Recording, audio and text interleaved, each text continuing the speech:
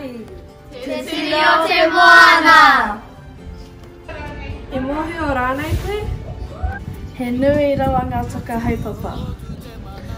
Engari ko te noinga ke roro i te wai. He wāhi marake, he wāhi pupu i te hae. He wāhi kōpeke rawa o te ao. He tua whenua ki te tōpitotonga o te ao. Ka noho ngā korora ki reira kore ngā pēra makariri. Ko ngā pūtai o te mahi.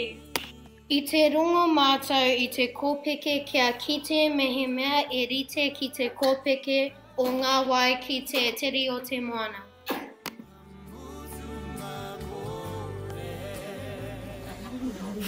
I mahia ngā ine mahana ki te ine i te mahana o te wā. Oh!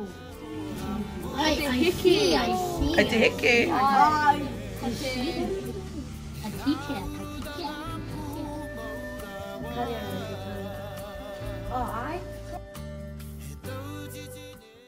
He pēke ngaki tēnā.